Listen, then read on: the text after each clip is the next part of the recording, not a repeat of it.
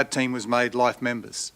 They're all made life members over the years. Also, a coach, committee member, manager, and everything else associated with rugby league for the QASC Red Devils team, which I'm very proud to be, was very proud to be part of.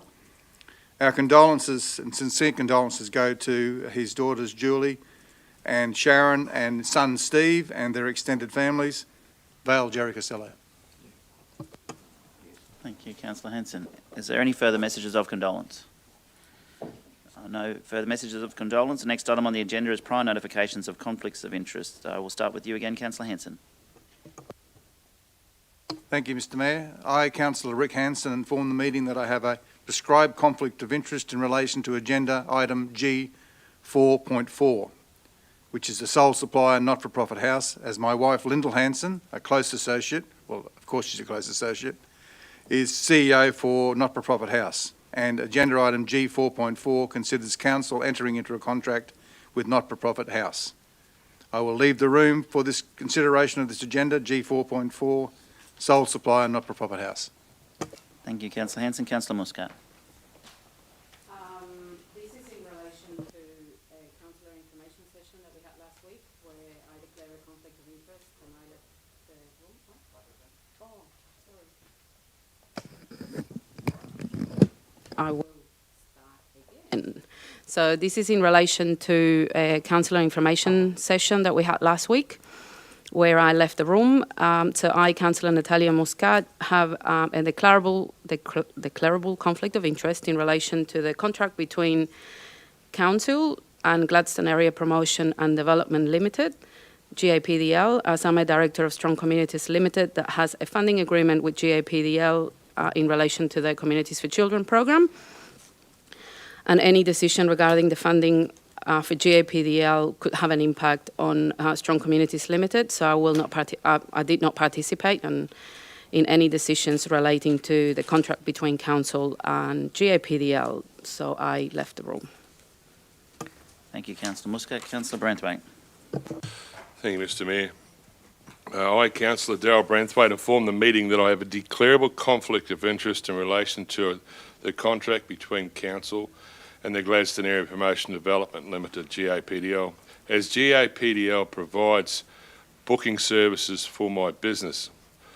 Although I have a declarable conflict of interest, I do not believe a reasonable person could have a perception of bias because the booking service provided by GAPDL to my business are insignificant, and any decision will not have any significant impact on my business or myself. Therefore, I choose to remain in the meetings. However, I will respect the decision of the meeting on whether I can remain or participate in the decisions. Thank you, Councillor Branthwaite. Tanya, does that require a vote from Council now? It does, yes, that's right. So the legislation states that if a councillor elects to remain in the room despite a declarable conflict of interest, the room must decide whether or not it's appropriate for him to participate in a decision. And it's not an agenda item today, just noting for everyone, but this will impact discussions in relation to that matter going forward. So we will resolve that today one way or another. Councillors, questions to Councillor Branthwaite, please? Or I'll move it for Councillor Trevor. I just had a general question. When the matter is raised in an information session, why does it have to be raised at the next general meeting, even though it's not a matter on the agenda today? The legislation states that you must declare a conflict of interest as soon as it first comes to your attention, and then your obligation is to bring it to the next meeting of council. So hence why it's being brought today for consideration. Thanks for clarifying that for me. Councillor Churchill. I just have a general question as well, I suppose more from a governance or precedence aspect, is that has this matter for Councillor Branthwaite been declared previously with GAPDL? And what was the decision of the council if that has been dealt with? So I'm not quite sure whether I'm directing that to Councillor Branthwaite or to our governance officer through the CEO. Councillor Branthwaite previously declared a conflict of interest under the previous legislation, so it was a prescribed conflict material personal interest at that time. There was a different threshold test, and Councillor Branthwaite did elect to leave the room at that point in time, although he didn't have a choice. He was forced to. So moving goalposts Thank you. about conflict of interest that realistically apply almost unanimously to local government, not the Queensland government, but that's It's been what the continually rules are at moving, the you know. moment, and that's fine. We just have to abide by whatever the rules are, and we're happy to. Well, we're abiding by the rules of the day. That was the intent of my question, and I'm sure you and my colleagues would understand that. What was the previous precedence? But now we've got a different set of rules. Okay. Mr. Branthwaite. Thank you, Mr. Mayor. I just want to clarify something here because the likes of my booking system is through ResD, and ResD is an international booking platform which other agents across the world can actually utilise and tap into. The booking agency or the booking platform that GAPDL uses is called Book Easy. It's an Australian thing, and they tap into my booking agency, so that allows them to take bookings and receive a commissionable amount. So they receive a 10% commission for that service, and they pay me the balance. So it's just basically taking a booking.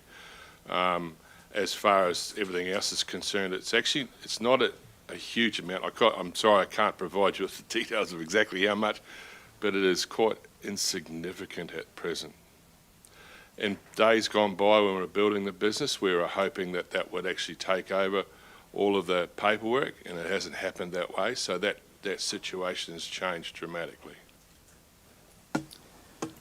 Thank you, Councillor Branthwaite. Councillor Churchill. I'll just comment. I think, we continue to grapple with this, and I know the benefits that can be gained as a result from your past experience and knowledge as such. But the question that begs for me at this stage is, do you have a contractual agreement to be a beneficiary or recipient of any funding whatsoever or dollars from GAPDL?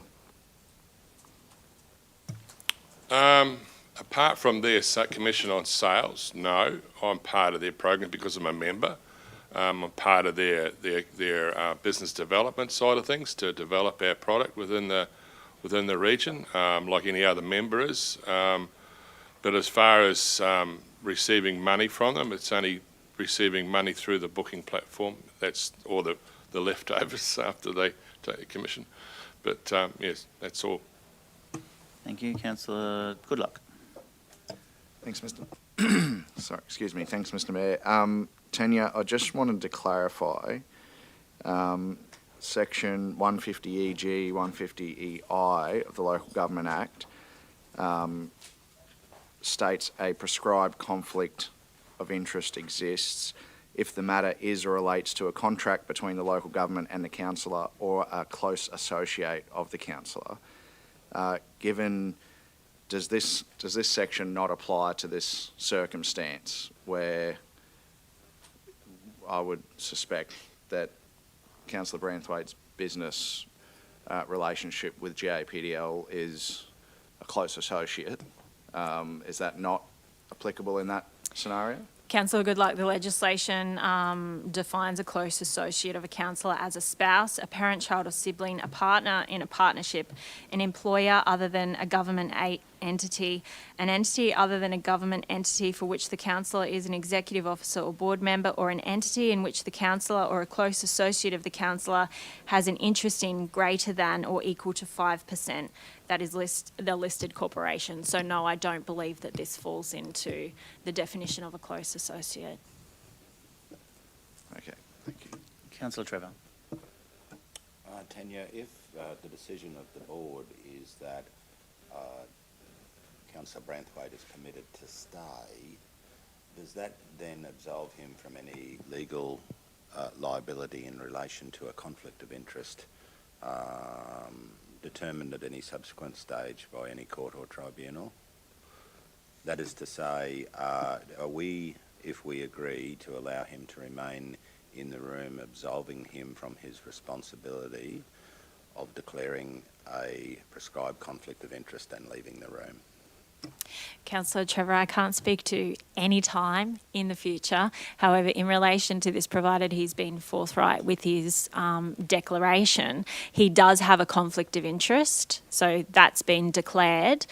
The decision of councillors as to whether he can remain in the room and participate in that decision is final. So if we decide that he remains in the room, if we're wrong, and there is a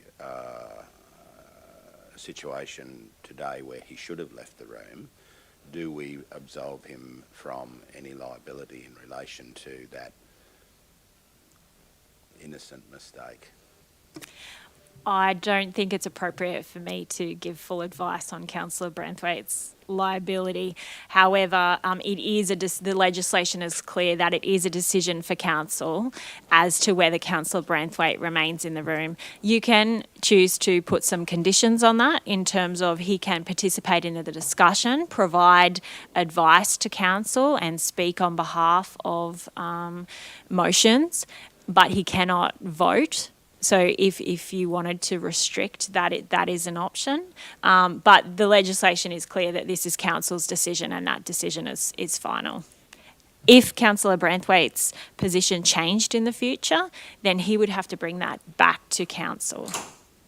So our decision today, the point I'm trying to make is that if we allow him to stay in the room and it comes to pass that we shouldn't have, does our decision today absolve him from any liability or risk in relation to being charged with a conflict of interest, essentially, under the legislation? Like, I know we're absolved as a council. The question is, does our decision protect him? If we vote in the affirmative, that is to say, he should stay in the room. Yes, I believe that he is protected. Okay. It's a good question because it could be a point of law. Sorry, Lisa, yeah? Just briefly, I was just going to say that the obligation of Councillor Branthwaite is to follow the process that's outlined in the legislation. So I wholeheartedly support Tanya in following the process. Declaring the conflict and having it decided by councillors is what the obligation Councillor Branthwaite has. So I can't see that there would be any exposure. With the qualifier, as Tanya said, full and frank information, and should something change, updating that. But the obligation is to follow the process, and it's councillors' responsibility to determine what happens from here.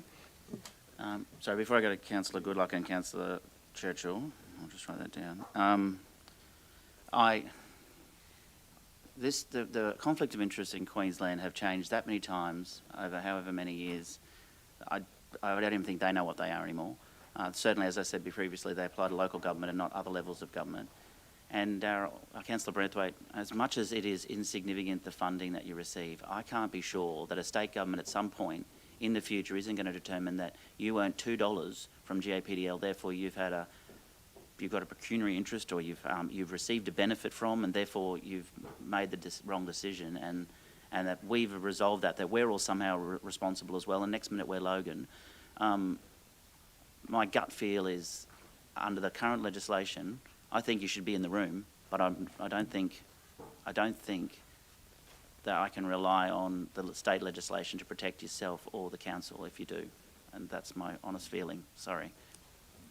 If I could Yeah. just provide a little bit of commentary that in deciding this, the test is not whether the councillor is an honest, impartial person, but whether a reasonable and fair-minded person in the community could lose trust that the decision was made in their best interest. So that is really the test that you're looking at when you're determining whether he should remain or leave. Sorry, I'll go to Councillor Branthwaite first, then back to Councillor Goodluck.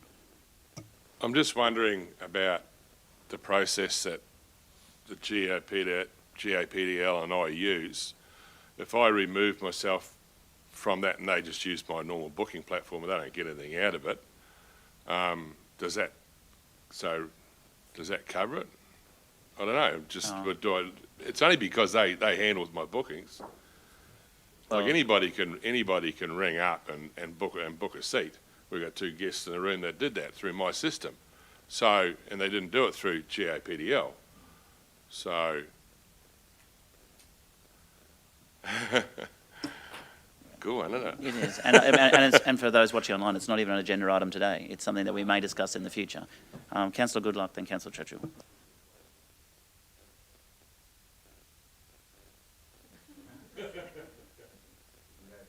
Councillor Churchill. Yeah, well, I think we're all trying to grapple with this, and again, as we've seen the changing of the legislation over a period of time, I mean, at one stage there with the legislation, if we were associated with any community group, there'd be nobody in the room.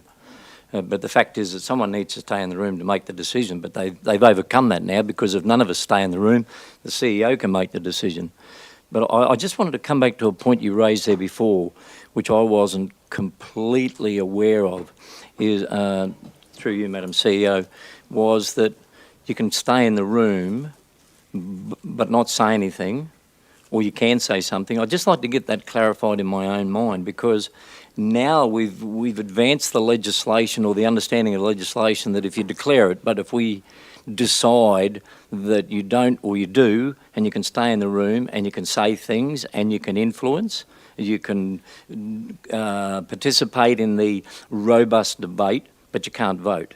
Is that an understanding? Because the point here in section 150 that says once a decision has been made about a declarable conflict of interest, it applies to all subsequent decisions about the matter. So when we make a decision today, whichever way it's decided, that'll remain as the status quo.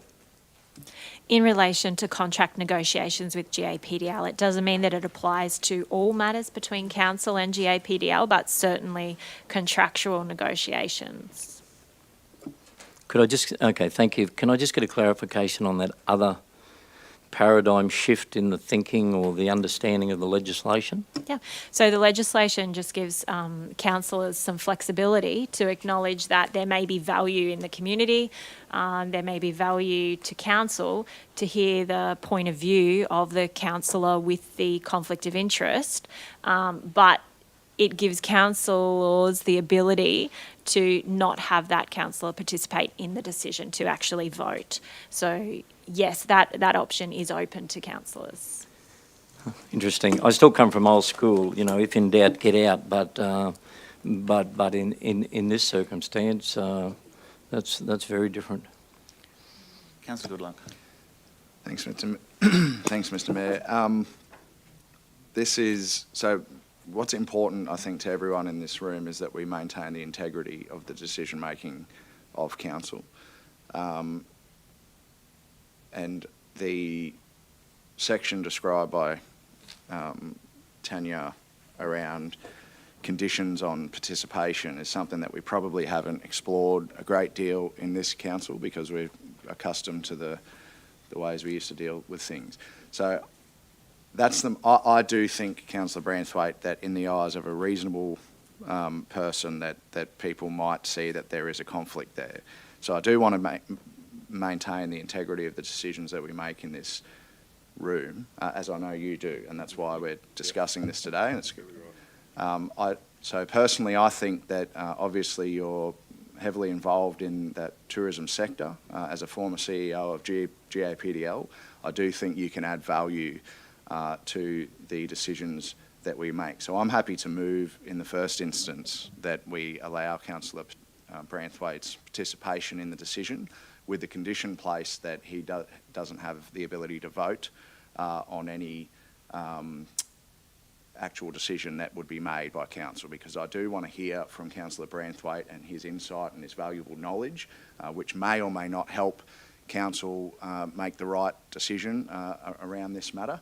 And I'm quite confident in the competency and the capabilities of every councillor that sits around this table to either take on board that knowledge and information from Councillor Branthwaite or disagree with it as they see fit. So I'm happy to move that. Failing that decision, I would probably have to support that Councillor Branthwaite not be in the room. But I'm happy to move that as for consideration for council, so we can move on today if we get a seconder. Thank you. Is there Sorry, Councillor Moscato, I'll need a seconder before on this. But I just want to confirm, because I have declared conflict of interest, I'm not allowed to do anything, so I can't second and I can't vote. So Happy to second. seconded Councillor Churchill. Okay, now is there any further questions or comments on this? Thank you, Councillor Branthwaite. Yeah, thank you, Mr. Mayor. I think out of respect for any decision that's made here today, no doubt there's a I suppose a benchmark for the integrity of the decisions that are made within this, and I certainly, from my point of view, would not jeopardise that in the slightest. If my situation changes, I will certainly declare that, but I would really appreciate being part of the discussions. As you say, there's a lot of insights that Councillor Churchill and myself have got into the tourism industry, and we'd certainly like to participate in that. Thank you.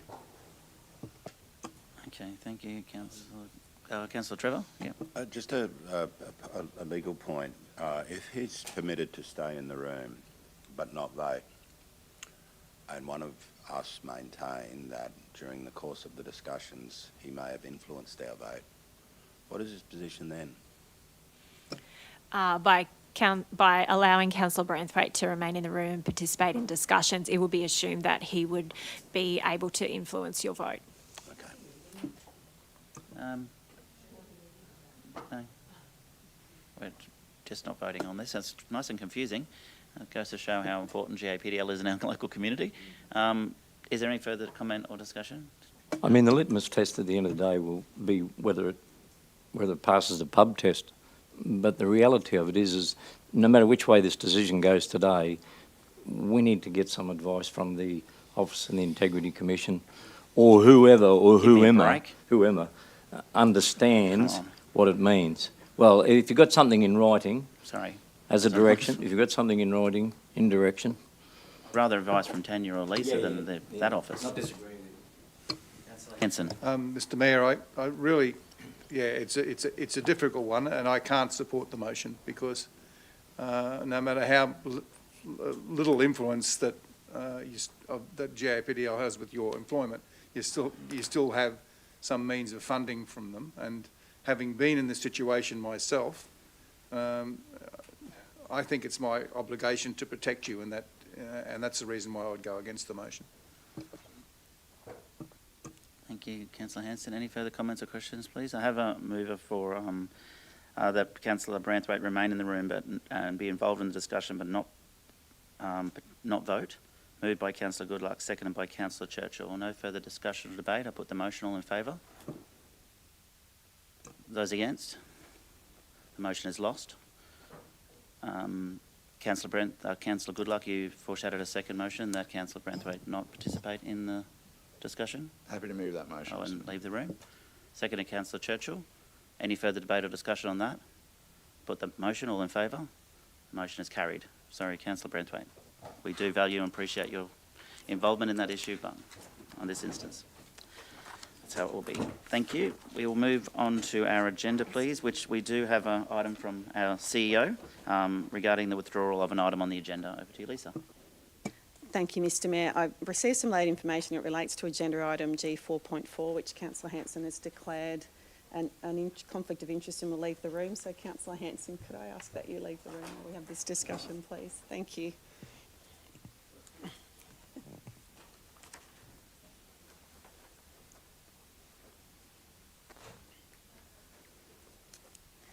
Councillors, I've been advised that our officers wish to withdraw agenda item 4.4, sole supply not-for-profit house, and if councillors are agreeable to this, it will require a resolution. I myself have a conflict of interest in this matter, so would therefore ask if you have any questions regarding the withdrawal of the report, they be addressed to the General Manager, Finance, Governance and Risk. Finance, Governance and Risk. Oh, there he is. Sorry, I was going to say he's not in the room, but there he is, hiding behind Rachel. Councillors. Just a question. A point of order, Yes. maybe not a point of order, just a question, general question. Your position, Lisa, as a conflicted person and CEO, is it different to a councillor that you... Okay, Yes, Councillor Trevor, I have had no involvement with this report, and I'm simply passing on advice I've received from officers. I'm not a decision maker in this matter, so it's for councillors to decide. Therefore, if there's any questions about the reasons, Mark can answer them, but I'm not a decision maker, so it's just passing on the information.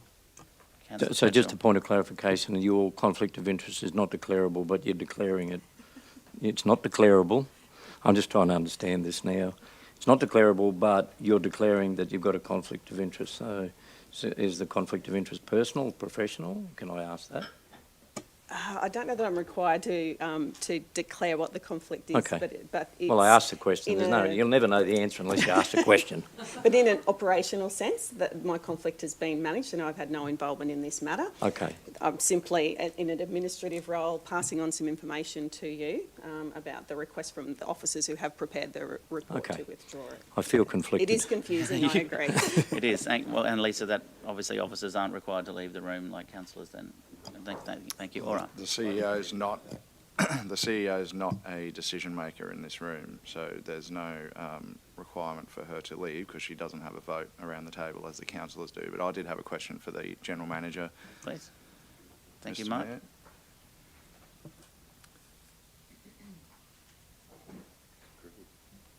Mayor.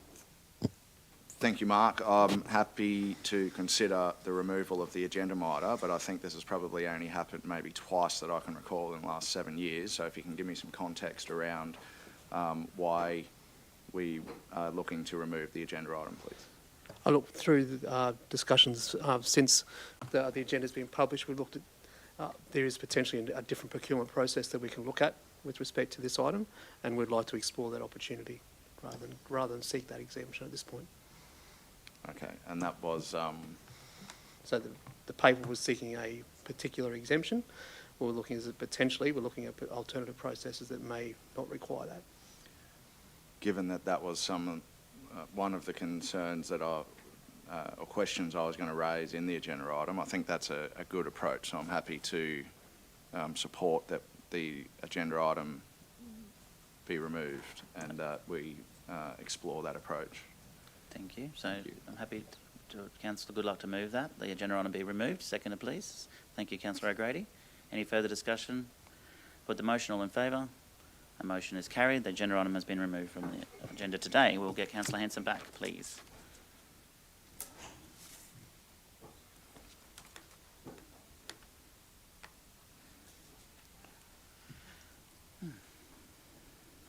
Half an hour. Thank you, Councillor Hanson. The next item on the agenda is G1, which is the Mayor's Statement on Current Issues. I just want to give a shout out to the volunteers and everyone involved in the Agnes Blues Roots and Rock Festival held on the weekend. It was a fantastic event. 3 days of absolute awesome entertainment at Agnes Water 1770. Certainly the right decision to have that event at that time of the year. Give the Agnes Water 1770 community the boost that they need. And obviously after a very bumper Christmas as well, it's been a very good time for our tourism crown, I guess you could say, in terms of Agnes 1770 and people getting out and enjoying what was an amazing festival. Thank you, Councillor Grady, for opening on the Friday night. Unfortunately, my flight was cancelled and I couldn't make it back in time, but I was there Saturday and Saturday night, and it was really, really good to see. And of course, Busby Moreau, the headline act, released a new song on the Saturday as well, or the Friday, I think, ahead of their performance on Saturday. So well done to them. 8 Ball Aiken, our favourite as well. But lots of great bands, including some locals. So well done to the volunteers and all the sponsors who make that event happen. And of course, I would be remiss to not remind people that Easter in Gladstone is coming up. It's time to holiday at home and invite your family and friends. And thank you, Councillor Branthwaite. You've already invited locals, visitors from across the planet to visit us here in Gladstone. Hopefully they can hang around till Easter time and enjoy what is going to be an amazing Easter in Gladstone. Tickets have gone on sale for some of our events in the Brisbane to Gladstone Village, including the Sounds of the Village, which is for under 18s, 13 to 17-year-olds, which is on Good Friday, held after the long lunch, which is in the morning. And then we've got the opening festival on the Thursday, we've got the seafood festival on the Saturday, and the line crossing party on the Sunday. And of course, back this year for the second time is the harbour cruise, welcoming the yachts as they cross the line for locals who want to get out in the harbour and see that as well. And of course, the Gladstone Harbour Festival is kicking off again as well, and they're already getting out there and getting organised for their massive event, which happens at the Gladstone Marina as well. So Easter in Gladstone certainly going to be awesome. And one more thing I will mention is McCosker Gladstone Speedway will have their first event on the 15th of April, and tickets go on sale for that in 2 days' time. How cool is it going to be to have that speedway operating in our motorsport precinct? Of course, the best motorsport precinct in Queensland, if not Australia, at Banaraby. So good. In the world, of course. Sorry, thank you, Councillor. In the world. It's certainly the best place to have motorsport, and well done to Bob McCosker particularly, and all the volunteers and everyone involved in Gladstone Speedway for making that happen. That's the Mayor's statement on current issues. We'll move to the next item on the agenda, which is the confirmation of the minutes. G2.1, the confirmation of the general meeting minutes for the 7th of February. Mover, please. Thank you, Councillor Cameron. Second to Councillor Hanson. Any business arising? No business arising. All in favour? Motion's carried. Thank you. We have no deputations this morning, councillors, so we'll move into our officers' reports. The first officers' report is G4.1, Q2 October to December, the 2022-2023 operational plan report. And I'll hand over to the General Manager of Strategy and Transformation, Carly Quinn. Thank you, Carly. Good morning, councillors. Good morning, community. So I'm pleased to provide an update on Q2 of the 22-23 operational plan for progress between October to December last year. We've adopted 8 initiatives across all 5 of our corporate plan goals this year, being connected communities, delivering value, resilient economy, our people and accountable council. 6 of our 8 initiatives are on track and progressing as planned, with the remaining 2 initiatives having faced challenges with resourcing. They now, however, have mitigation plans in place to bring them both back on track throughout Q3. Some of the highlights from this report include, in October, council teams welcomed our region's senior residents and hosted several events at the GECC, our regional libraries, the Art Gallery, Tondoon Botanic Gardens and the Hope Cafe at Old Station, Raglan, to celebrate Seniors Month and the 2022 theme Social Connections. We celebrated Phillip Street Communities and Family Precinct's birthday in December. We exceeded our customer experience target of 85% for first point resolution in both November and December. The development application for the Boyne-Tanham Aquatic Centre was submitted for assessment. Council won the Institute of Public Works Engineering Australia Road Safety Infrastructure Excellence Award for the Tullua Street Pavement and Footpath Renewal project. In an Australian first, we launched the Gladstone Region's Economic Transition Roadmap. And internally, we held our first Connected Teams Forum to foster relationship building and share information between team leaders, specialist officers and business partners from all across the business. The report also shares some data that's worth celebrating, including just over 11,000 visits to our online community engagement platform, Conversations. That's an increase from just over 8,700 the previous quarter. 58,000 visitors across our regions to the libraries and a further 676 home library visits. Over 29,000 customer solutions interactions, 472 potholes repaired. We planted just over 1,300 trees across the region. There were 1,300 page views also of Council's Grant Finder program on our website, which supports the community to find access to funding that's not all just council, other funds as well. 240,000 social media interactions and just over 56,000 visits to our region's landfill and transfer stations right across the region. All of those great stories and more data and even challenges that we face throughout the quarter can be found on the report, which if you endorse today will be on our website and socials later today. Thank you. Any questions? Thank you, Carly. Questions? General Manager, Councillor Hanson. I have a few through the Mayor. Yep. On the original, on the report in the minutes, page 7 of 44, creating, just that paragraph, the Creating Constructive Culture Initiative working groups have faced challenges. And some members resigning, working groups having capacity to contribute to it. How concerned are we with that? Are we going to get that back on track, or Yeah. is it? Yeah. So That's right. So creating constructive culture initiative is a really high priority for the executive, and we do dedicate time to it every month in our executive leadership program to talk about that. And we have been talking about some of the challenges with some of the turnover in those working groups. People are really busy across the business, and people are really excited and keen to get involved, but we have identified that we need to make sure that we allow them to prioritise their time. So it is, it's a high priority for us, but we're not concerned that the initiatives themselves are not on track. We do have the initiatives of each of the working groups still progressing. Yeah, culture is a very high priority. It is, yes, absolutely. The next one is page 11 of 27 in the report itself. The Hope Cafe, and it says in there that it was the Gladstone Rotary Club. It was in fact the Gladstone Rotary Sunrise Club. That needs to be changed, please. Page 19 of 27, creating constructive culture. That was what we were just talking about.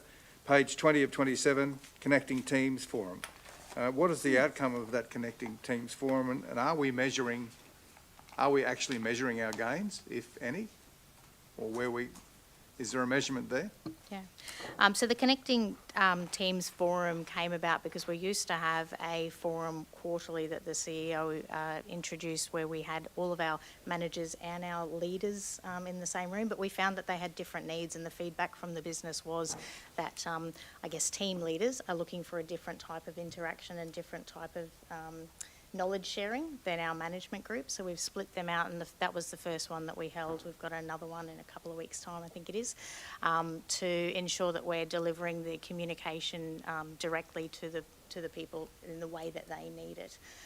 Measurement, Lisa does, our CEO does do regular feedback from these groups, and we pivot and change the groups accordingly. So since we started them about 3 years ago, there have been changes based on the surveys and the feedback that we get from the people who are attending them. That's the way we measure To surveys. me, when you said when we started it 3 years ago, Yeah. that's concerning to me, that we don't come to some sort of a finalisation of the program, or it's This is an ongoing all right. communication program with our people. Yeah. Thank you. Thank you, Councillor Henson. Any further questions? Councillor Churchill. Yeah, this is probably a small one, complex, but maybe a simple answer to it. Just wanted to refer to the one that related to our resilient economy, and explicitly to refer to the economic transition roadmap that we've launched, proudly launched, and the benefits that will come from it. But in noting in it, and I think I've asked the question previously, but I just want to try and ensure that we're all on the same page, we're all on the same, singing from the same song sheet, when it comes to our ability, and I read your report in there that says that the impact of better overall outcome for the future is about modelling and our alignment with that of the state government, and include more actual proponent data that council would not have previously had access to. And when I talk about waste, and we talk about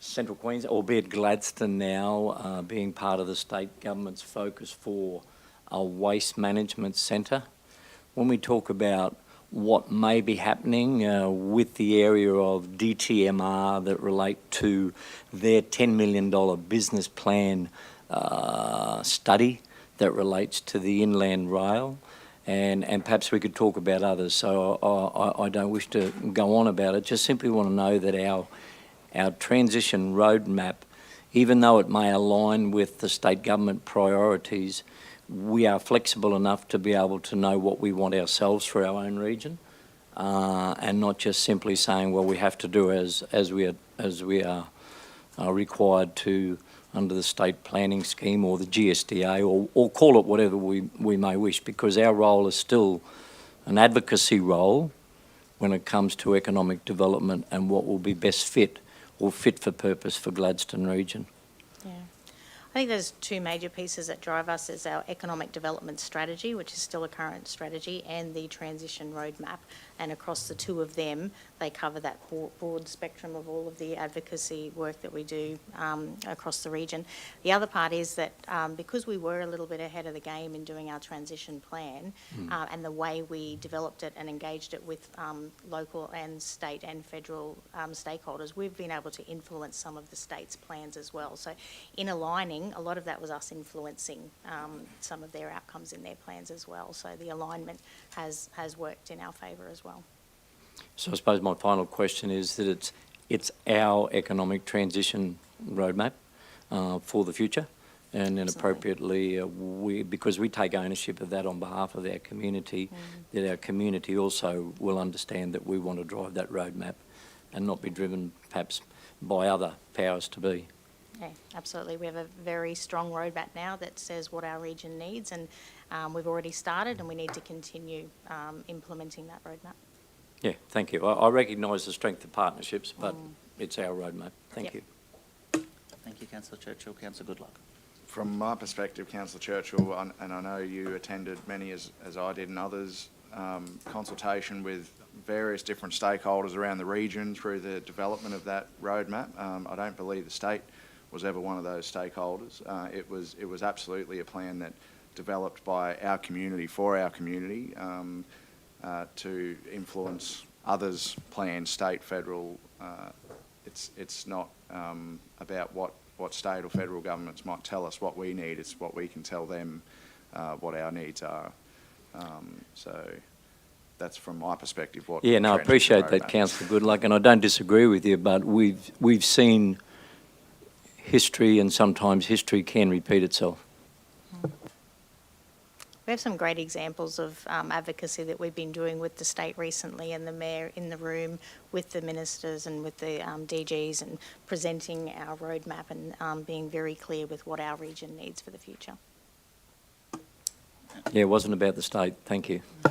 Coming there, before I go to Councillor Muscat, and other councils and the state are very impressed with the roadmap, because we did it at a time when no one wanted to talk about it, and now we're ahead of the game, which is going to put our community in very good stead with what's coming.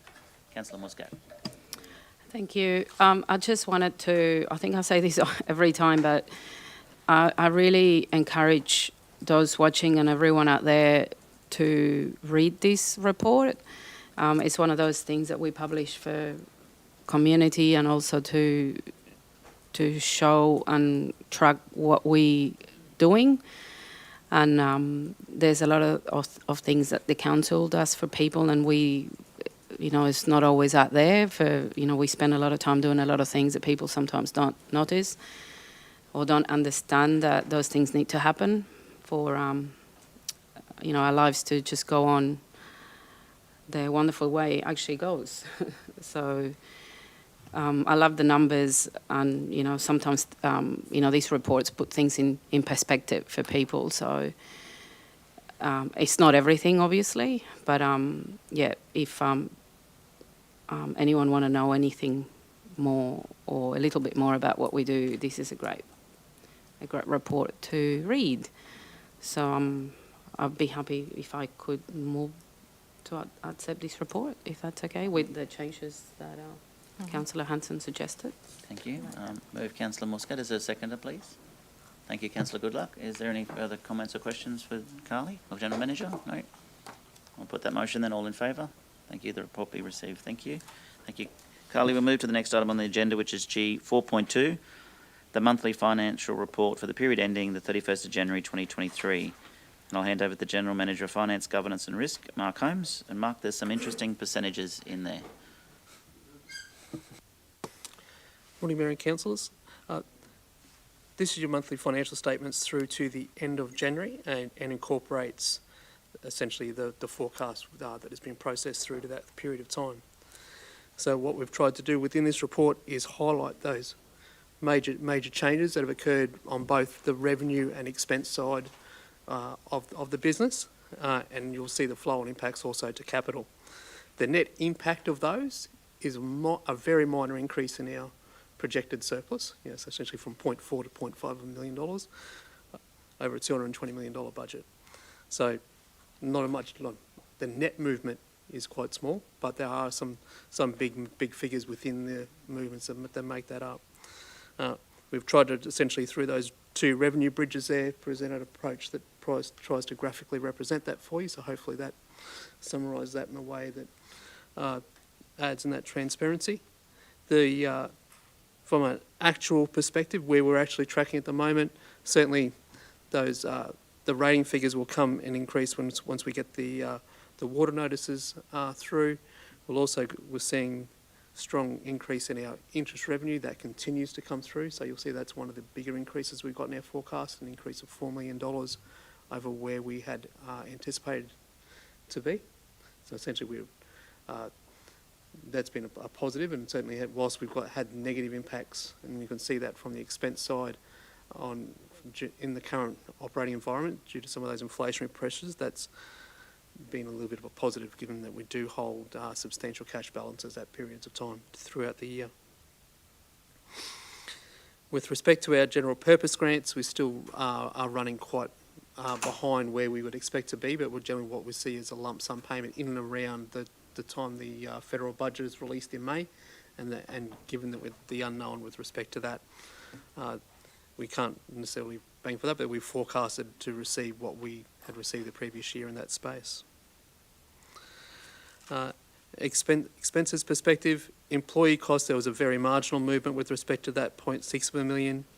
There was an increase in our contractors and consultant spends, principally in our contractors space, and that's associated with, we've got an increase in our recoverable works there as well. So we've got doing a recoverable works project for main roads, and a significant part of that we will be outsourcing a component of that, around about $4.5 million worth. So Mark, on that, there will be a corresponding line item on the other side of the ledger. Yep. So you'll see in there an increase in our recoverable works of $6 million. We've got an increase in our contracts and consultants of $4.5 million, and also some other ancillaries. We're anticipating to make a return on that. Hopefully it's in and around what we budgeted, which is around about $500,000, but we'll see what transpires through that project.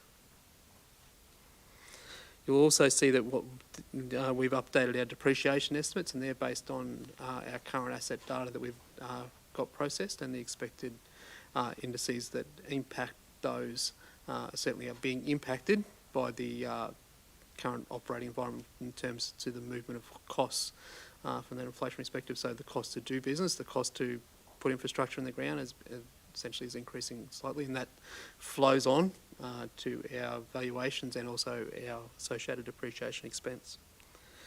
With respect to our capital spend, still projecting to be spending in and around $59.4 million. So that is an increase over budget.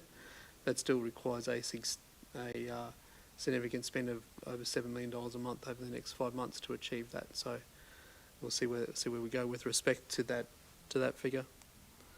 Certainly positives on the liability side of the ledger, with our outstanding rates at a full percentage point below where we were this time last year, so just over 6% at the end of January in terms of the outstanding rate. So showing a continued good effort in that space. But happy to take questions with respect to the report. Thanks, Mark. I had questions, but you just answered them all. Thank you. Councillor Hanson. Again, with the capital, Mark, are you confident that we can meet that target? Because there's a few big projects outstanding, all important. And one of the ones that comes to mind is the Round Hill Road pavement repair, redoing. Are we going to is that going to be completed this year? Because it's in pretty bad state at the moment. I think everybody would agree, and certainly those in Agnes Water would agree. Have to drive it every day. It may be until we're waiting, John's here, until the shopping centre's finished. I don't know. Certainly, I think I personally believe there's probably some challenges that are hitting that $59 million mark. I would like to get John to give us some updates with respect to some of those individual projects that make that up. But I think for spending $7 million, which we haven't spent any time through this financial year to date, each and every month, is going to require a big effort from our teams to do that. Certainly we've got some significant commitments there that will go a long way, but it will require a sustained effort over the balance of the financial year to hit that $59 million mark. Thank you. Before I go to Councillor Grady, of course, the Round Hill Road should be a state-controlled road, the only road into Agnes Water, which I had the conversation with the member for Burnett, I'm pretty sure he's on our side in terms of the state government should own that road. It's the only road into Agnes Water, and it's owned by the council. If you travel, for those who haven't heard me say this 100 times, you travel from Miriam Vale along the Fingerboard, it's a main road. If you turn right to Bundaberg onto Tableland Road, it's a main road. If you turn left to Agnes, it's a ratepayer road.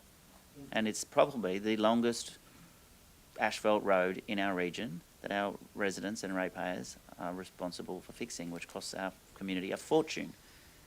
To the team in Rockhampton and Main Roads who are listening, this is your responsibility and you should take ownership of it. Councillor O'Grady. Agree, Mr Mayor. Thank you, Mr Mayor, for being so vocal about that. I just wanted to say this morning I was very pleased to see that there's some machinery at Dryer Drive when I was driving past, so hopefully they're starting that works today. Thank you. Councillor O'Grady. Any further questions or comments for Mark, please? Councillor Cameron. Yeah, thank you. With your capital project, out to $59 million from $51.48 million, is there any particular projects that stand out, or is it just an accumulation of... It's an accumulation of a number of projects, and particularly, essentially, the major adjustment there essentially was some of the bring forward works essentially from the previous financial year to cost. So how much from complete those? How much from the previous financial year would accumulate to the 59? That figure was around about $6 million, that component. Yeah. Okay. Through the Mayor, it's not the first time we've talked about this over the past few years, so I just, at some stage, like to get it somewhere near. We did last year, I think. We got somewhere near last year, so if we can do it 1 year. Great. Councillor Churchill. Yeah, thanks, Matt. The volatility of the fuel market as it stands at the moment, and we're all experiencing it day by day, and those in business are trying to confine themselves to what they need to do and what they have to do. It's a difficult decision every day, but we've seen an increase in this last period of about 5 or 6%. Is that a trend now, or is that just an extra usage during that period of time? And I suppose my more pertinent question is that in our fuel contracts, do we do long-term fuel contracts, or are we also subject to the volatility of the market? We certainly we have long-term supplier agreements, but the terms of those do see us certainly impacted by market movements like everyone else. So essentially, there's generally the rates that we're provided are essentially referenced against generally the Singapore market and essentially a margin with respect to that. So they are related to international markets, so we aren't necessarily immune from any of those changes. From a fuel perspective, we've seen that our fuel usage has gone up around about 5%, but certainly doesn't make up that significant movement overall with respect to that, where we've seen our fuel increase from a projected 1.7 to 2.6 million. Councillor Branthwaite, you got a confirmation on that it's on the way down? Is it in writing? Did you get that from the Office of Integrity Commission? No, it's just on the way down. I can see it. I know what's on the way down, but it's not the fuel. Diesel's come back about nearly 20 cents a litre. So, yeah, pretty good. Except if you're travelling. No, it's cheaper at the depot. Thank you. Councillor Trevor. Thanks, Mayor. Mark, we're still on track to deliver a surplus this financial year. Is that the case? Certainly the forecast is that we will have a very narrow surplus with respect to that, so certainly $500,000. That's not, when we're talking about spending our total budget there of $220 million, is quite a narrow, essentially 0.3%. So it doesn't give us much of a breathing room, but certainly forecast at this point to be on track. But that's great, despite the supply shortages that we've suffered from and the increases in the cost of living and obviously fuel prices and everything else. It's a pretty good result, isn't it? At this stage. Yeah, at this stage. Anything can go wrong and probably will, but at this stage it's looking pretty good, eh? It's certainly it's in line with budget, but certainly I think we've had some offset to some of those through some of those interest revenue. They're essentially some of the mechanisms that obviously the RBA has put in place to well publicised to trying to control inflation. Whilst you've got the inflation impacting one side, that does have a positive impact for those that have money to invest, and given that we do have a portfolio to invest. $4 million was Is an increase in revenue from our investments, which is Well, despite substantial considering we've got a $500,000 surplus? Yes, correct. despite the financial headwinds, we've done pretty well. Tell me, did we deliver a surplus last financial year? No. We didn't. Okay. No, this would be the first surplus. If we do are able to maintain it, it will be the first surplus we've delivered in quite some time. Right. Hope we don't have to rely on a disaster. Our rural colleagues always rely every year on some sort of Mother Nature coming along to be the recipient of repair work. In previous years, we froze rates as well in order to protect our community during COVID as well. So that's why. So I think coming out of it, surpluses are a good thing. My word, they're a good thing. With respect to the... They're better than deficits. Yeah. Tell me, Mark, in relation to our cash reserves, what percent are we currently receiving from our financiers? I'll be 4.53, and so it's around about that 4.5 to 4.6 that we've been getting. We got one closer to 4.6 last week. So that was just after the last rate move. Right. That's great. Thank you. Yeah. Yeah. And so just touching base on Councillor Churchill's comment with respect to disaster funding, we will be looking at seeking. We put in packages to Queensland Reconstruction Authority with respect to the repair work coming out of the May floods last year. So those projects and packages of work are in with QRA for approval currently, and we'll hopefully see the benefits of those coming through late this financial year, early in the next. Very good. Great. So it's a good time to have our money in the bank. Yeah. Yep. And with other than Treasury, because Treasury is at 3.78 and outside Treasury we're getting over 4.5. Yep. So there's a number of councils in Queensland that they're allowing potentially to invest in other things as well, and Gladstone's one of those. So I think there's 14, maybe 11, 12, 14 big councils. I think Councillor Goodluck had a question. I was happy to move it. That's all unless Khan wants to. No, Councillor Churchill, happy to move that. Yeah, happy to move that wonderful report, Mark. Thank you. Seconded Councillor Hanson. Did anyone have any further comments or questions? No? I'll put that motion. All in favour? Motion's carried. The next item on the agenda is 4.3, which is new commercial waste fee and charge, and it's back to you, Mark. Thank you, Mr Mayor. I have Elise Landman with us, our Manager of Revenue Services, to go through any questions you may have with respect to some proposed new commercial waste fees and charges we have for your consideration. We're looking at introducing two new fees, one of those, both in the commercial space and based on demand and operating need that we've seen develop over the year. So certainly with respect to our commingled recyclables waste that we're receiving from our commercial operators, there has been, at the moment, following the disruptions to the materials recycling facility in Rockhampton, we're seeing essentially how we treat that change. So instead of all going back to a single point in Rockhampton, we sort through that material and then some of that is shipped on. In fact, most of it is shipped on to Brisbane. There certainly is a cost in how we handle and maintain that currently, and we are proposing, if we are going to accept commercial recyclable, which we don't, so through garbage rates at the moment we don't receive commercial recycling. So this is looking at receiving those, but there is a cost associated with that. So we're looking at introducing a toss of $380 a tonne with respect to those.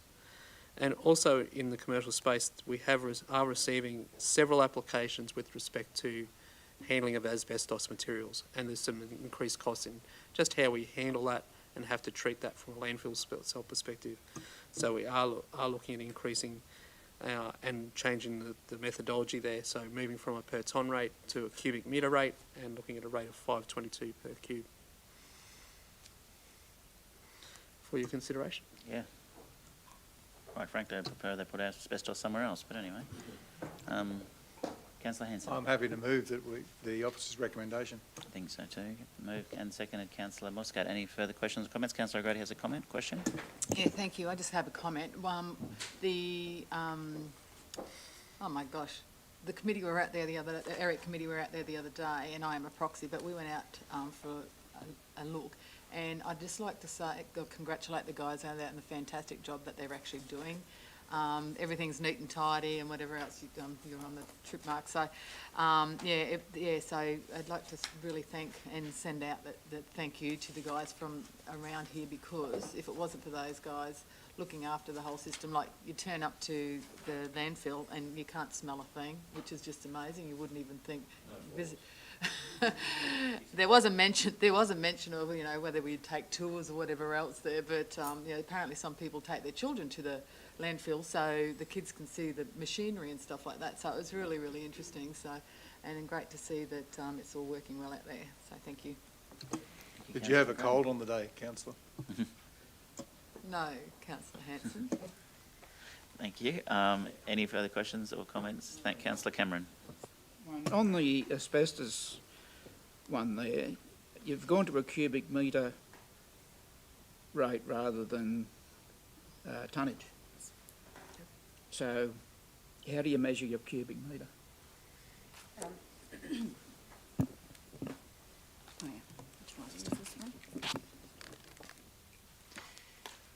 They have a calculation to determine the volume, and it's I think 0.35 to a tonne is what a cubic metre, the volumetric size makes up. So they're just all based on compaction rates and how much airspace that takes up.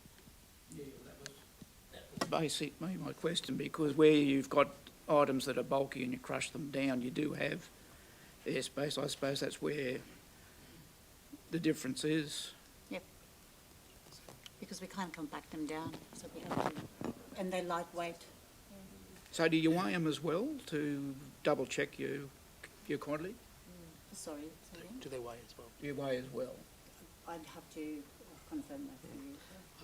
I really believe that is one that they just measure rather than weigh. That in terms of what takes up the space at the landfill and what is their cost, we essentially work on trying to get a very a compaction rate of essentially for a cubic metre of airspace, essentially get a tonne of rubbish into there. Yes, well, the person paying the 522. So what we're doing is we just can't achieve that for that. So and the reality is this does need to be buried. It does need to be handled in a very special way. There's a very small part of the landfill that's dedicated to this, but it does essentially it is around recovering costs or providing that that airspace for that disposal.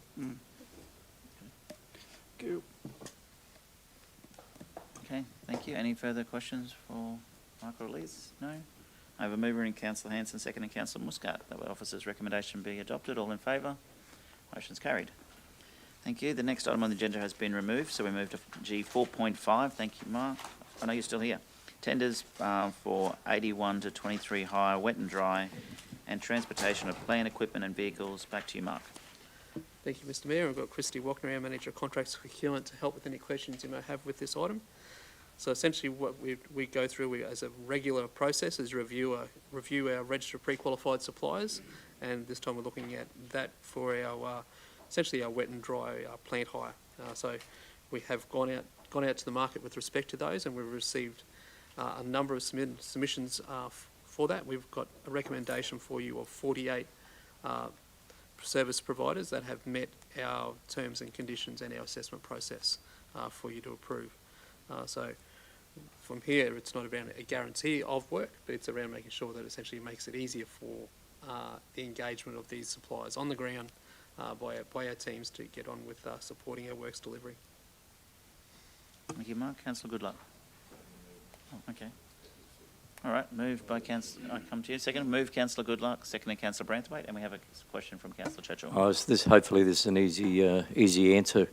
I saw Childers Excavations jump out at me for fear of upsetting my good friend Bill Trevor down there at Childers, Deputy Emir of Bundaberg.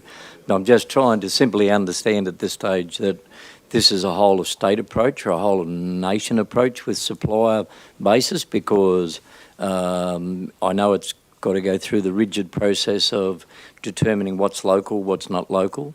But I'd also try to determine what level would be required from Childers Excavations Services. And maybe it's one of those outreach areas. I shouldn't answer it. I'm going to ask you the question.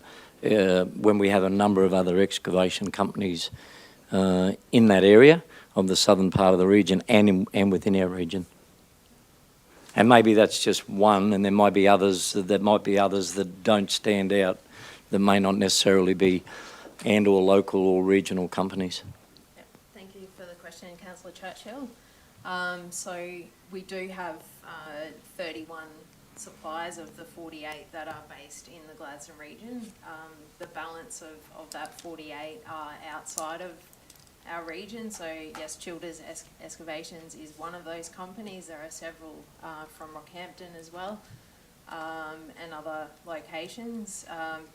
What will happen is, I guess, for an engagement, our plant hire officer will reach out to multiple of those companies to find who's available. It may be a dry hire where we need to hire an excavator for a period of time. It could be a couple of weeks. And they'll reach out to several companies to see who's got an excavator available that we could hire for that period. So it particularly for the dry hire, location is not as important as it is for the likes of a wet hire when we're mobilising an operator and equipment to a job site for a short period of time.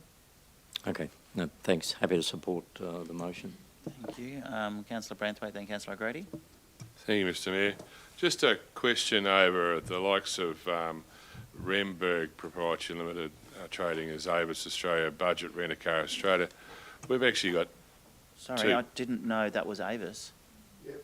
I'll declare a conflict of interest and leave the room. How am I supposed to know that's their company? No. You don't know what you don't know. Sorry about until that, someone Mr. Mayor. tells you what you should know. Now you do know. Now you do know. Is that an appropriate way to declare that conflict? Just walk out. My question is that we've got local franchisees there. Does this involve them, or does it involve Australian company, the network award? I was just trying to clarify, that's all. Yep, I believe this is actually the local officers, so they are on our current contract as well for this service. So we hire from the local branch. I mean, either or, but yeah. Well, they're two different operators, but yeah, just on there, it's just an operator, not a nationwide thing. That's all. Councillor Grady. Thank you, Deputy Mayor.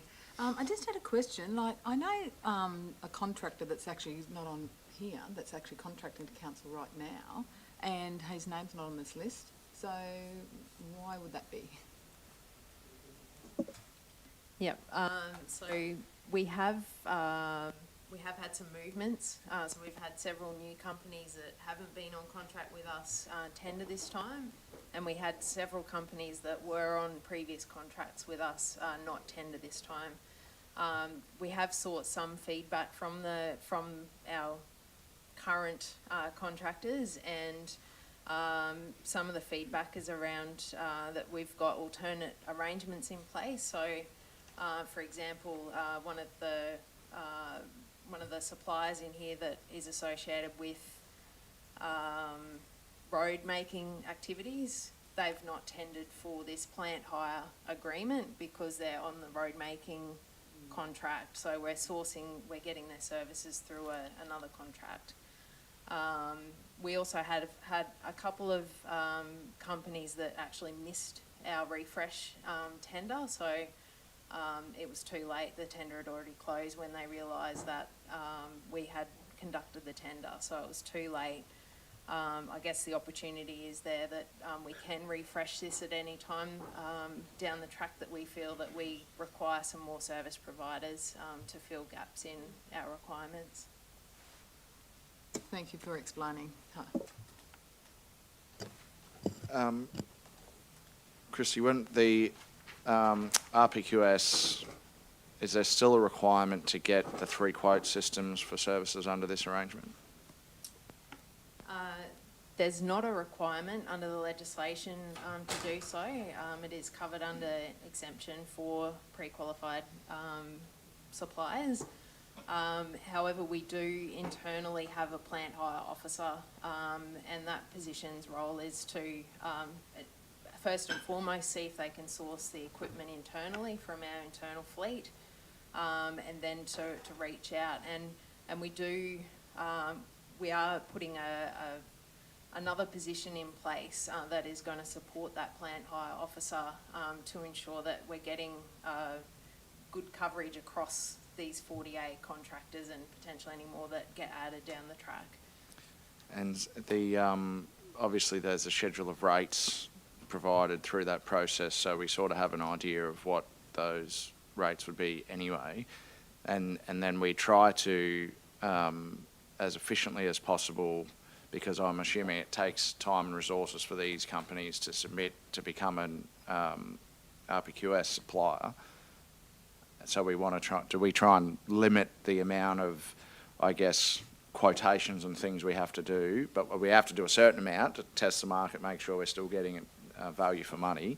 Is that how we operate in that space, or? Yes, it is, Councillor. So we, like you said, we do have the schedule of rates for all of these suppliers, for all of their different pieces of equipment, wet hire, dry hire, and their operator overtime rates, things like that. So we have got all of that. That goes into our purchasing system, so that when people are, searching for an excavator, for a daily rate of excavator hire, they can see all of the different suppliers that offer that and the different rates applicable for that. So they can make a value for money decision at the time of deciding who to reach out to, and then it would really come down to then who's available. Availability. Yeah. Is this a 3-year?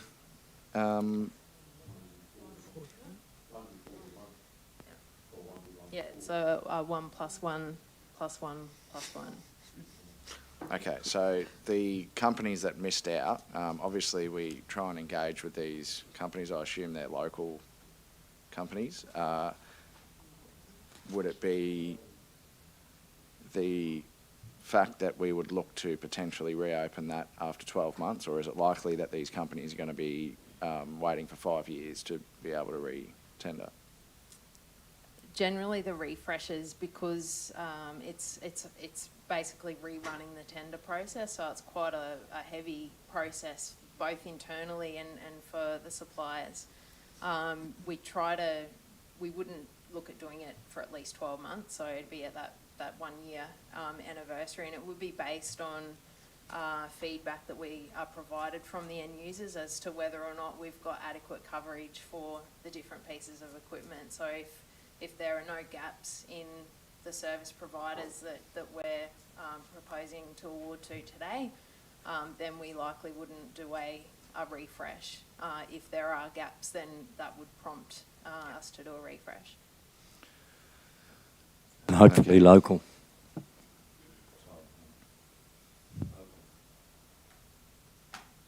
That's all right, thank you. I think we had a mover.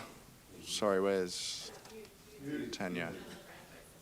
Yep, myself and Councillor Branthwaite. Was there any further commentary or questions, councillors? No, we'll put the motion. All those in favour? Declare that carried. We'll invite Mayor Matt back to the room. Thank you.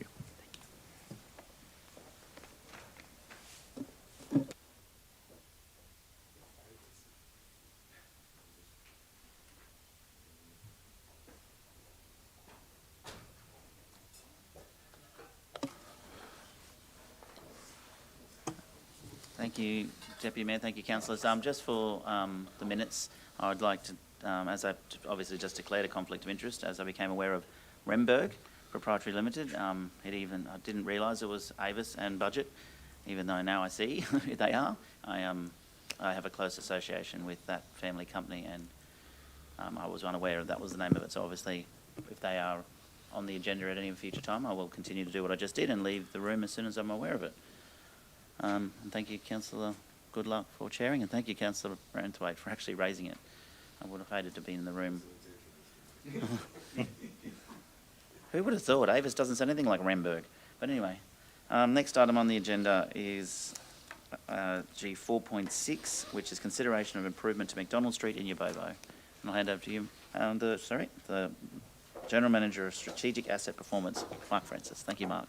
Thank you, Mayor. Good morning, councillors and community. This report is asking you to exercise decision-making which is provided for you under the Construction of Roads in Rural Areas policy to improve a rural access road, which is essentially an unformed or unmade track named McDonald Street in Yabobo. It's a 6R road, which is essentially just a road reserve, and as I said, unformed or unmade. A request has come to us from the Boyne Valley Community Discovery Centre, Inc., BVCDC, to seal the road because it does, when it's wet, present some barrier to recreational vehicles accessing their campground. Ordinarily, we would not inspect or maintain this order of road. But certainly the policy allows that if you resolve that there's a community benefit, then you can further resolve that we improve the road. In this case, the recommendation is to seal it. We've provided some indicative costs there, which will depend on timing and the methodology used, but looks to be between $35,000 to $50,000 to seal approximately 80 metres by 6 metres wide. Of what I'm reliably informed is 2 Coke Class 170 bitumen, and this is currently unbudgeted, so this would have to be reallocated from existing budgets, and there would need to be some allowance for reactive operational expenditure in future for maintenance. No, it's not going to take the whole surplus. It'll take a little bit of it, and I think it's a wise investment. I've got to move straight away. Councillor Churchill, second. I have a question. Question. Do I have a seconder before I second Councillor Goodluck? And now I'll go to Councillor Hanson for a question, then Councillor O'Grady. Yeah, through the Mayor, while I'm in favour of the improvement, is it the norm for a president of an organisation to request via Facebook, or should that be done by written letter? Sorry, Councillor Hanson, I can probably clarify. The request came through That's what it says. myself. Yeah. Well, that's what it says on the It initially was aired on Facebook, and then they contacted me, and I put Thank the you. CSR through. Thank you for clarifying that. My mind is at ease. I think it came to a few of us in different forms. We live in an interesting world of communication mediums nowadays.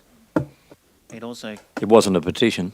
No, it also came when I inspected the road and sent photos into the team and said I'd like us to But we consider should sealing this. clarify that, Mr Mayor, that that was the case. And through you, Mayor, sorry, that's just poor writing on my part. So taken to Facebook and submitted requests were 2 separate actions. So there was a Facebook request and further a formal request to a councillor through the Deputy Mayor. Thank you, Mark. Councillor O'Grady.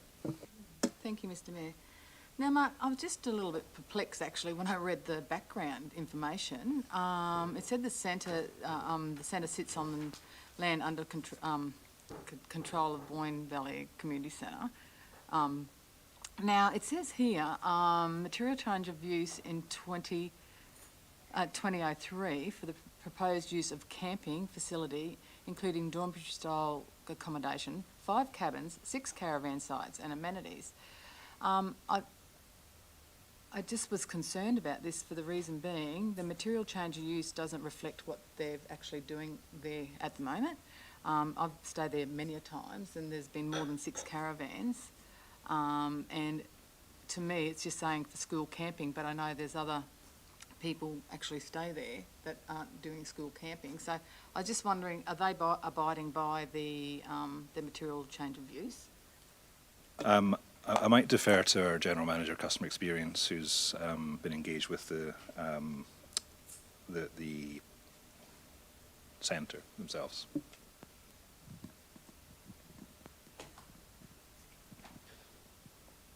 I'm on, yes. Yes, yeah, loosely complying, but yeah, there's times there where they have much less than 6 caravans. and there are times where they have more than 6 caravans, depending on the events that are occurring at the time. So I guess the word is loosely complying. Right, okay, because I believe they have a caretaker and there has been someone staying there for quite a considerable amount of time, so it's obviously not for permanent use. No, not permanent stays, no. Okay, thank you. I just have a comment that the Boyne Valley, it used to be called Country Music Camp Out, but I think it's just called Boyne Valley Music Camp Out now, is on 7th to the 9th of April. Can we either do it before or after? Not during. During the Agnes Blues Roots and Rock Festival, or someone did, either a council or Ergon, or someone did significant work on the Thursday as the event started, and that wasn't really great. So I don't, just, they have a couple of big events there, and I think we allow those sorts of events to happen, even if it is, it may not be what they normally do there. I just don't want to be sealing a road while that, be ideal if you could do it beforehand. I know that's just around the corner, so probably not, but definitely not that weekend, please. Councillor Goodluck. Thanks, Mr. Mayor. Just, this is a small rural community. The Discovery Centre obviously promotes a lot of economic activity in that area. And I just wanted to say thank you to Mark and Rob and our officers for this approach. I know this has been an issue that's been raised many times over the past, but I think this is a small action that we can take as a council to provide a community benefit in that area. So I thank you for your approach, and I know, Rob, you went out and met with the Discovery Centre proponents, and there's been a lot of officer time and resources, and I think this is a good outcome, and I'm happy to support that motion. Thank you. Can I just make a comment? You can make a comment, Councillor Churchill, and then Grady. Oh, no, just a brief comment. If this motion is to be successful, I'm hoping that it won't increase the listed selling price of those parcels of land in McDonald and Railway Terrace to limit people with the opportunity to be able to not only purchase those blocks but set up their home and their families for the future of that particular area. Noted, Councillor. Thank you. Councillor O'Grady, question? Yeah, thank you. Just another question. So is when the plan was done in 2003, is there a particular access? Is that where the access was noted? Just that we don't want to be building a road if that's not where the access has been noted on the actual lease agreement. So do we need to go and revisit that before we before we actually do the job? So the main access to the centre itself is through a formed driveway and formed car park off Hawk Street. Yes, into the centre there, as you can see it fronts onto Hawk Street, and Hawk Street is sealed. But it's always been the intention that access for recreational vehicles is off McDonald Street, so that they had dual access. Right. I just didn't know, it's because when you build a house or whatever else, you have to put a driveway in. So I was just making sure the driveway is in the right place on the planning before we actually. So they have the formed driveway in Hawk Street. The McDonald Street doesn't work as a driveway, that is road reserve, and then the driveway begins essentially where the number 15 is on your figure there. Yeah, yes, I understand that, but is that like on the plan? We just don't want them to turn off wherever, as long as that's actually on the plan to say that's where you turn off. I'm happy with that, yeah. That will be the case, yeah. Okay, thank you, Councillor O'Grady. Councillor Muscat, then Councillor Branthwaite. Thank you, Mr. Mayor. I think I'm quite excited about these two and how we identify, obviously, after a request that this could be done this way is, look, I'm sure, I'm not the only one that understands the benefit and what the Discovery Centre has brought to the area. So, and I believe it's also mentioned in a number of places in our visitor strategy, in our tourism strategy, etc., etc. So, I'll be very happy to support this motion. I don't know if there's anyone that's moved it or seconded it yet, but... Sorry, Councillor Churchill has moved and good luck second. There was Councillor Branthwaite, another question. Thanks, Mr. Mayor. let's not forget the fact that we're actually trying to sell those blocks that are there along McDonald Street as well, because possibly as a developer, being the council, will probably have to extend the road, McDonald Road, all the way to the end anyway to allow access to those blocks. So it's a designated road. So I, like you, Councillor O'Grady, when I first saw the entrance there years ago, I thought, wow, what's going on here? How come they're using this? But being a designated street, and if we really want to be serious about selling those blocks and add to the population of Yabobo, it would be prudent to consider down the track that we will be eventually continuing that road on to the end where those blocks are, allow access to those. Councillor Brentwaite, I thought we were serious about selling them from 2014. I wasn't on here, mate, so. We just haven't done serious buyers yet. Hopefully we might now. Any further comments or questions for the general managers? No? I have a mover in Councillor Goodluck, Councillor Churchill, seconding Councillor Goodluck. I put the motion, all in favour. It's carried. Thank you, councillors. Thank you, Mark. Thank you, Rob. The next item on the agenda, councillors, is G 4.7, proposal to request to add Industrial Avenue, Production Street and Trade Street to the approved place names register. Councillor Muscat is just leaving for a second. Thank you. Over to you, Rob. Continue. Thank you, Mr Mayor. Good morning, councillors. Council received an application from Economic Development Queensland to add these names to the approved place name register. The names have been assessed and meet the requirements of the council's naming of infrastructure assets policy and corporate standard. If these names are approved, they will be utilised for street naming at the proposed industrial development adjacent Red Rover Road in Kalamunda. Thank you, Rob. Obviously, I'm going to vote against your recommendation. We have an approved names register, and I don't know why we need to add Industrial Avenue, Production Street or Trade Street to an approved names register when we have one. And if we ever have an opportunity to ask someone to use it, it should be the Queensland Government.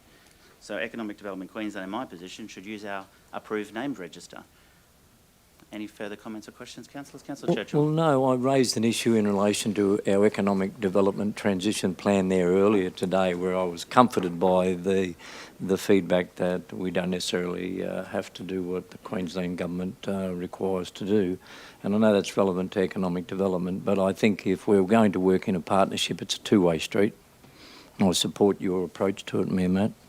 Thank you. Any further questions or comments to the General Manager, please? Councillor Trevor. I quite like the names. They're lovely names, and they're in plenty of other cities, but we have an approved named register and they're not on it. Councillor Goodluck. I appreciate your perspective, Mr Mayor, but I guess I'd question that the proposed names are based on the theme of the development. That is our trade industrial area. I think it does fit the theme of that particular area, probably perhaps better. I'm not really concerned about what names go on street signs, but I'm not. Economic Development Queensland is obviously taken this approach for a reason. It seems to fit with the policy, it seems to fit with the theme of the development that is destined for that area. I'm not sure why we wouldn't support. Can you give me some more context on your very valuable perspective, please? Thank you. My valuable perspective, thank you, Councillor Goodluck, is that we have an approved names register, which, as you'll see from the next item on the agenda, generally likes to acknowledge the people in our community that have given so much. And as you will read in the next agenda item, we're referring to a local icon and talking about naming an area after him. There is an approved names register. I've said this many times. I get that it's not going to be necessarily unanimous, but this is an opportunity for Queensland Government to use that names register and use the names on it. And one day, Councillor, when you've been around for 150 years, your family has been here for a bit, maybe we'll put Goodluck on the names register as well. And in the meantime... I'm not... Personally, it's not of great concern to me whether my name ends up on a street sign or I'm sure it's not, but... I'm not sure that, and perhaps I could be wrong, but would someone, we do have these names on the approved place name register, perhaps they'd prefer to be in a residential settlement rather than an industrial area. Perhaps not, I don't know, but I'm not sure. Is it really that important? I think this does fit with the theme of development in that area, and I tend to agree that that's probably not a bad thing. Can I just make a comment in relation to Councillor Goodluck? I wrote down some words last night. I thought Rusty Bombs, Trail Bike and Burnt Out Utes could have been the name of some of those streets in that area if we were consistent with the theme of the area, that was all. Could we bring it up on maps, please? Because you'll find that Roy Swenson Close is there and George Mammalus Place is not too far away. So you might want to Google Roy Swenson, Councillor Goodluck, and understand the contribution he made to our community. Some of us were around in those days. I'm sure that he would be quite happy to have other local icons surrounding that Us same area. locals were. So I think it's quite within the theme of the area to have local icons, considering that's what they already have. Mr Mayor, I was just about swayed by Councillor Goodluck's argument, but I'm afraid that the last comments you've just made have brought me back to your side. Thank you. So I agree with that. I'd like to move that the officer's recommendation be rejected and that Council advise Economic Development Queensland that they utilise names from our already approved names register. Thank you. Seconder, please. Thank you, Councillor Churchill. Is there any further discussion or debate? Councillor Goodluck. I think one last crack, Mr Mayor.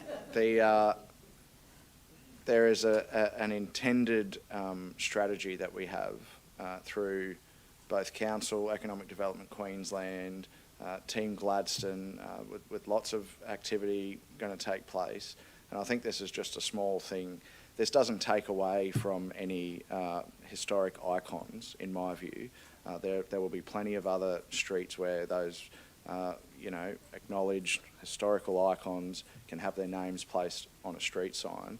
What this might do, though, is send a united message and a themed message to proponents who are looking to develop it in that area. And to be honest, I don't really think it's going to be a big deal one way or the other to any proponent, but I do think this is a strategy that has been proposed, and it's not a strategy that will take away from the history of the area, in my view.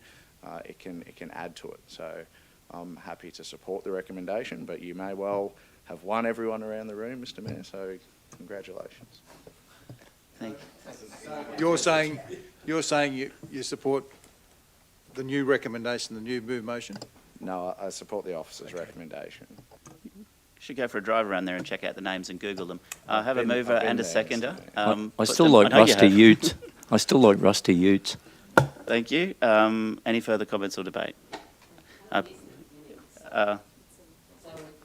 Sorry, so just to recap, so you moved this motion?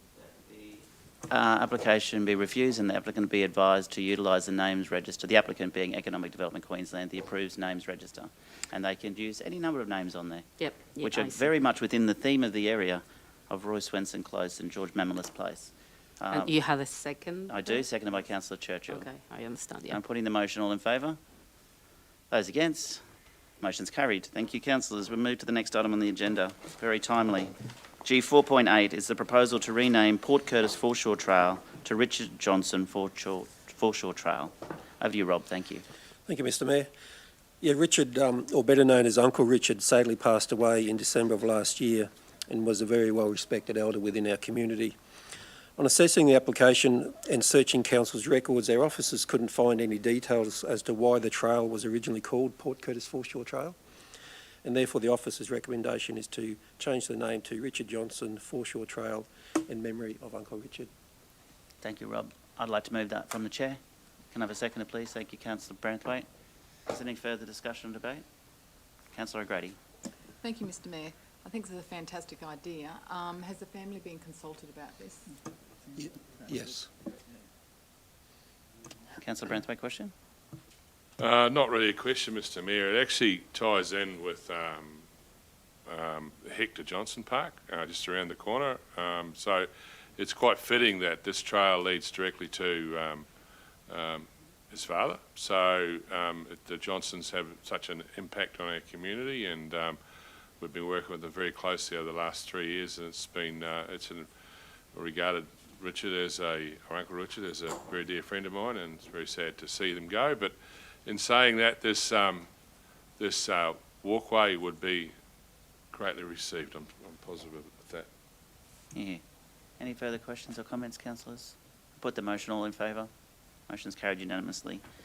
The next item on the agenda, councillors, is councillor reports, and Councillor Churchill, you have a councillor report. Yeah, thanks very much for that, Mayor Matt.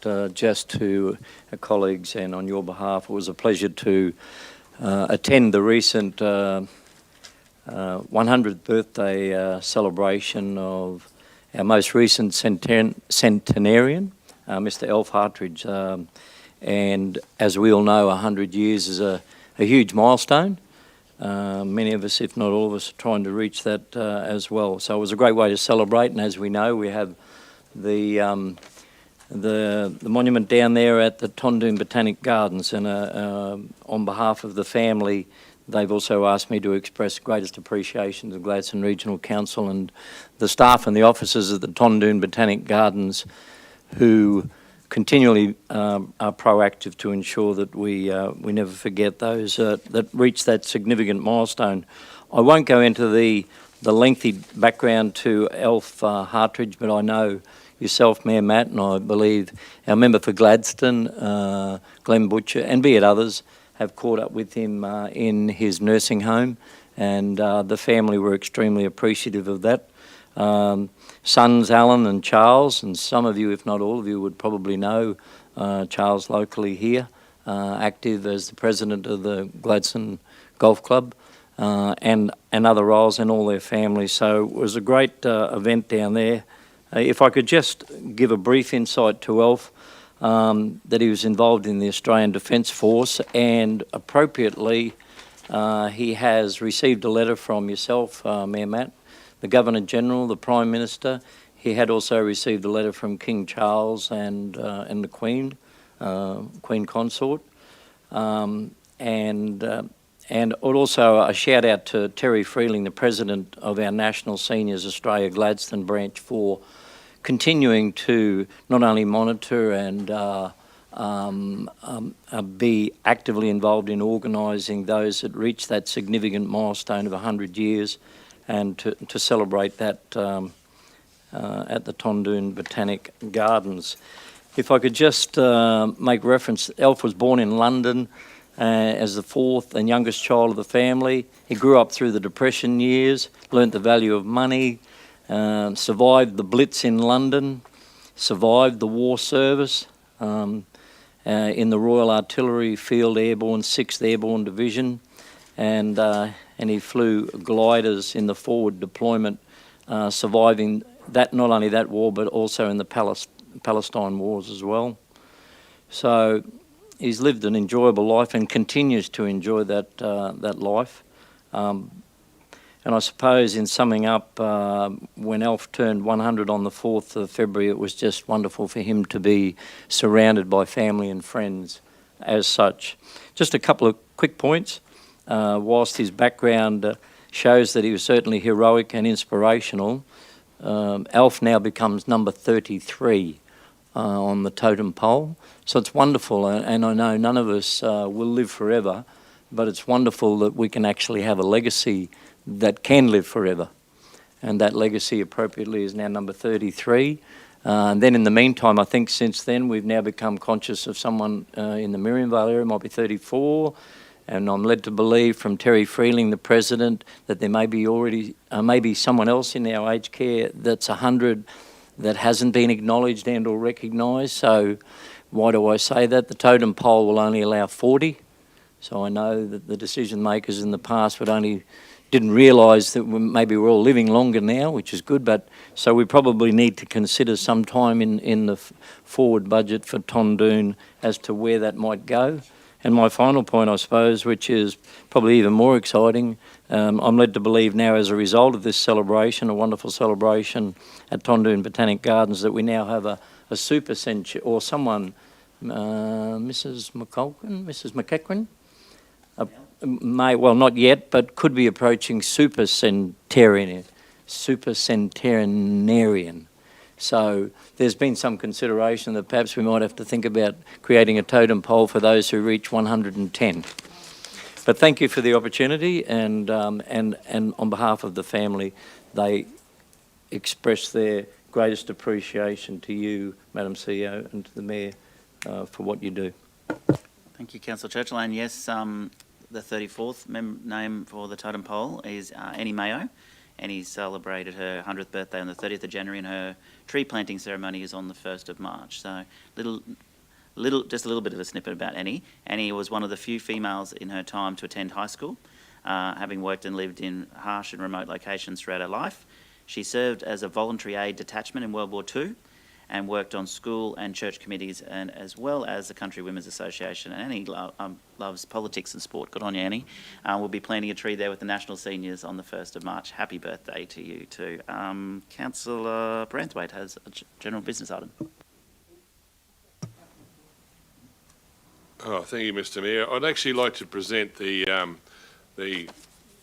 Gladstone Healthy Harbour Partnership Gladstone 2022 Gladstone Harbour report card. I'll submit that to the meeting. This report card follows on from the stewardship report, which is a partnership of 23, I suppose, stakeholders who participate and contribute to the measurement and the independent review of and monitoring of the health of the Gladstone Harbour and the surrounding waterways. It's measured on social, cultural, economic and environmental results. So this is a report that is, I suppose, monitored by an independent science panel, so it is completely at arm's length from all of these stakeholders. It covers a timeline from the end of June 2020 to, no, sorry, the end of June 2021 to the end of June 2022.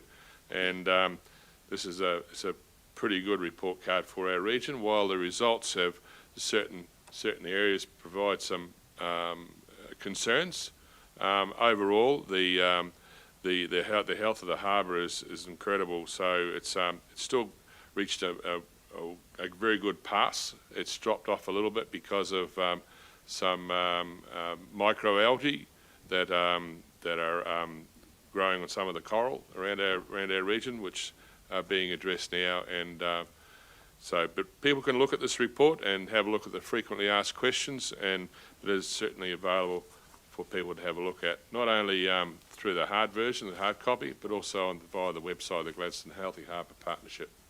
Thank you. Thank you, Councillor Branthwaite. Any further? Oh, Councillor Grady, sorry. Thank you, Mr. Mayor. I'd like to announce today the Rides for Lives registration opens today. Rides for Life is a local non-profit organisation established in 2017 to assist in creating awareness around suicide intervention, training and suicide awareness and bereavement support in our local community and the central Queensland areas. So for $50, and it's on the 13th of May, but for $50 you get a shirt, you get breakfast, lunch and dinner. There's it is a great day, but all it is, it's to raise awareness of suicide. So it'll be, there's a road bike route, there's a off-road motorbike route, as an adventure route, and there's going to be a trail ride route on the rail trail this year. You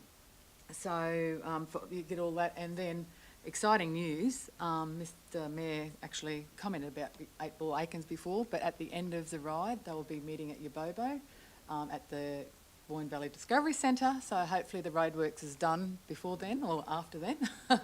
And so 8 Ball Akins will be performing there with one of our local bands, I believe so. So it'd be great, everybody get on to get your registrations. They will cap it. Last year they had 330. So this year they're hoping for more people, and it's all about raising awareness for suicide. Thank you. So get on, sorry? Sand, yes. Councillor Churchill. Oh, look, sorry, my apologies. Just a, no,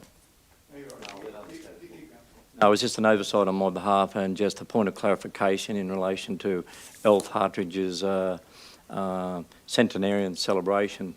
Just to put on public record that you cannot book a site. You have to achieve the milestone before you get there. I just want to make sure that people understand that you cannot book a site. Thank you. Councillor Hanson.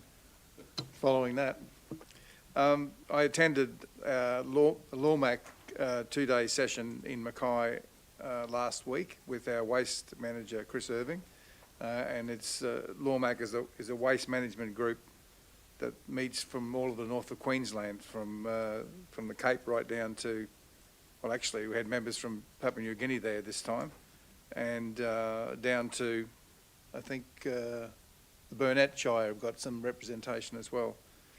And we attended, so we visited their magnificent recycling facility and waste facilities overall. There's a MRF there as well as other collectible items. And I'm just hoping that we can one day in this region come up to somewhere near that facility. The major topic of the meeting was, of course, the regional waste plans, which are being done by 7 regional organisations, and the pluses and the minuses of those plans. So, I will give a report in a proper report to the next meeting, Mr. Mayor. Thank you, Councillor. Councillor Hanson. Councillor Churchill, you might have mentioned on the 25th of, not that I would like, throw back to you to have a bit more to say, but on the 25th of March at the Calliope Hall, there's a function that we are trying to sell tickets to as well. Is that correct? Oh, yeah, just a small one. That's a Dine, Wine and Song evening, and it's a beneficiary to local community, not-for-profit organisations as we continue to do that. So, yeah, that's on Facebook and any other forms of medium. Thank you, Mayor, mate. Just checking for value for money. That's $30, Councillor Grady. Includes roast, dinner and dessert as well. Anyway, everything is good value in the Gladstone region. Any further councillor reports? No further council? I'd love to hear about them.